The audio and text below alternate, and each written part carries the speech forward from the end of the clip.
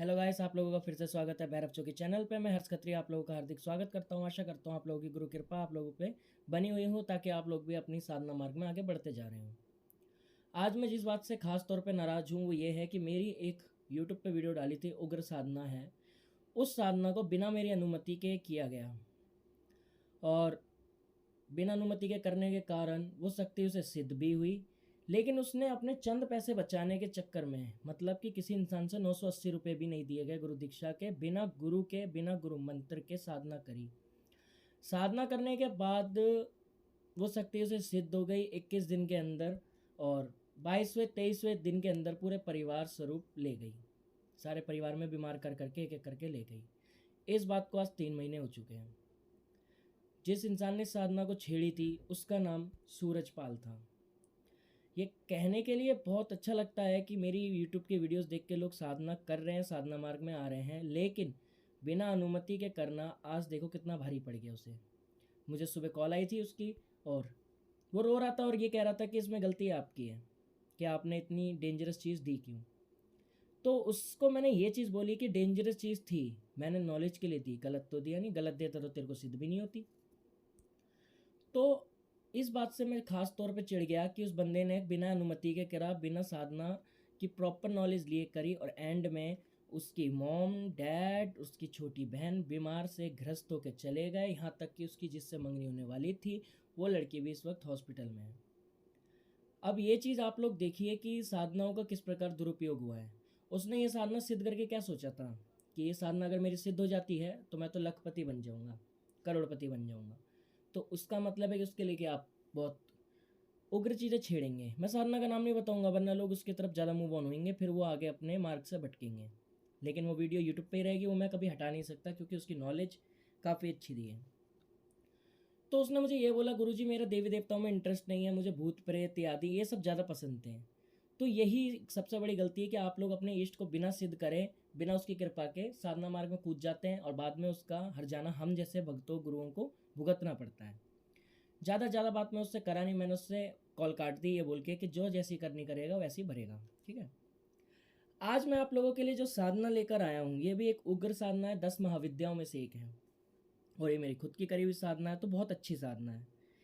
आप लोगों को मैं ये चीज़ बताना चाहूँगा कि इन साधना को करने से आपको काफ़ी सारी शक्तियों की जो होती है प्राप्ति होती है, बिना प्रत्यक्ष हुए, प्रत्यक्ष होके, मतलब जैसा आपका जाप वैसा आपको फल मिलेगा।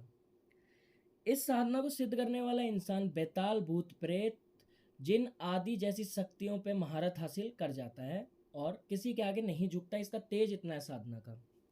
साधना के दो विधान है, सरल और कठिन। सबसे पहले हम इन देवी का नाम जानते हैं। इन देवी का नाम है धूमावती। ठीक है।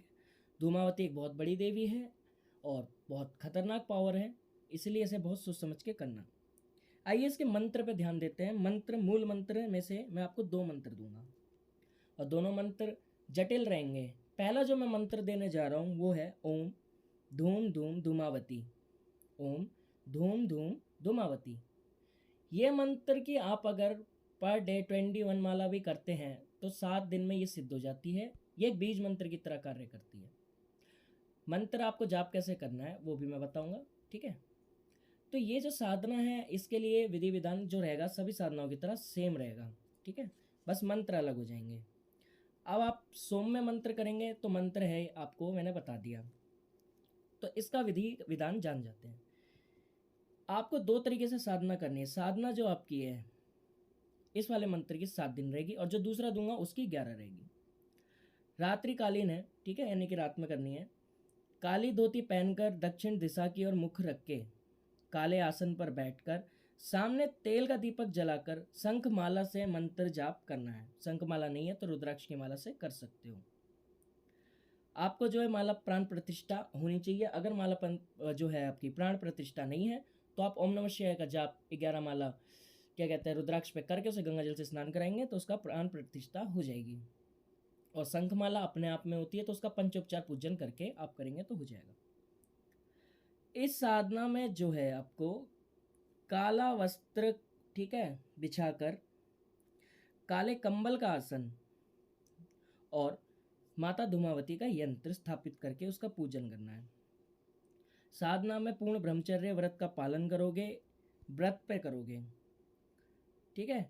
इस साधना के बारे में आपके गुरु के अलावा और किसी को नहीं पता होना चाहिए, खासतौर पे मॉम डैड को। ये साधना आप नवरात्रि में भी कर सकते हो, तो किसी शनिवार से भी कर सकते हो, ठीक है। साधना में सफलता के लिए तुम्हें जो है मानसिक जाप, ठीक है, उपासिक जाप होना चाहिए, हवन मार्जन तर्पण जरूरी है।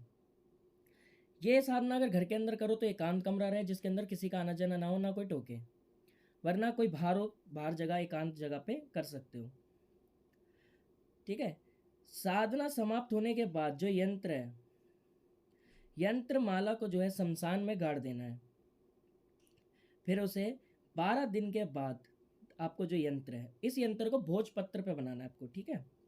उसके बाद उसे एक ताबीज़ में भर के 11 दिन के बाद अपने बाजू में पहनना है, उल्टे हाथ के, ठीक है। इस यंत्र को बांधने के बाद माला को गले में धारण कर लेना और ये साधना आपकी संपन्न हो जाएगी, ठीक है। ये साधना बहुत ज़्यादा उग्र है, इसलिए सोच समझ के करना। और अब मैं आपको दूसरा मंत्र बता देता हूँ जो आपको दूसरा मंत्र करना है, ठीक है। दूसरा मंत्र है धूम धूम धूमावती ठा ठा, धूम धूम धूमावती ठा ठा। ये पंचाक्षरी मंत्र होते हैं, ठीक है। इसमें हवन की जरूरत नहीं है, ना तड़पण की जरूरत है, ना मार्जन की जरूरत है। ये मंत्र की आपको जो है 51 माला रात में खींचनी है और सुबह नहीं खींचनी। पूरे दिन का मौन रहेगा, 11 दिन की साधना रहेगी, ठीक है। एक टाइम भोजन कर सकते हो, भोजन में खीर लेनी है, बाकी विधि विधान सेम रहेंगे। अब जिन लोगों को ये साधना करनी है प्लीज़ मेरे से कांटेक्ट जरूर करें, उसके बाद ही करें, क्योंकि ये उग्र साधना है और ऐसा ना हो कि कल को आप अपना नुकसान कर ले और उसका दोष मुझे मिले। आपने कई सारे भगत देखे होंगे, बहुत तरीके के देखे होंगे, लेकिन मैं उन बहुतों में नहीं आता। मैं बहुत टेढ़ी चीज़ हूँ और हाल फिलहाल में जो हादसे हुए उसके बाद से तो बहुत ज़्यादा। आपको ये बात ध्यान रखनी है कि अगर गुरु दीक्षा लोगे तो गुरु दीक्षा का सब कुछ सेम रहता है। 980 रुपये चार्जेस हैं।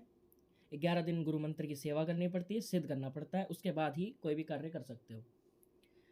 साथ ही साथ मैं घोरपंथी से हूँ, तो ये ना सुनूँ मैं कल को कि हम बाहर साधना नहीं कर सकते, साधना मार्ग छोड़ दो या बाहर एकांत में वास लो। अब बहुत शहर में रहने वाले हैं तो किराए पे कमरा लो, वहाँ करो। ये तुम लोगों के भले के लिए बोलता हूँ, ताकि जो शक्तियाँ जल्दी सिद्ध हो। घर में अगर कोई बीमार इंसान भी होता है और उस घर में मंत्र जाप करते हैं ना, वो मंत्र सिद्ध नहीं होता, बल्कि इंसान बीमार और होता चला जाता है। क्योंकि मंत्र जो है अपने आप की सिद्धि ना होने के लिए जितना हद तक होते हैं उतने हद तक गिर जाते हैं। बाकी आप लोग अपना ख्याल रखें। आशा करता हूँ वीडियो अच्छी लगी होगी। अच्छी लगी तो चैनल को लाइक सब्सक्राइब जरूर कर देना। मिलता हूँ आप लोगों से जल्दी मेरी अगली वीडियो में। जब तक के लिए जय मेरे केसरमल बावरी की, जय मेरे भैरव बाबा की और जय मेरे कलवापोन की। सदा ही जय हो।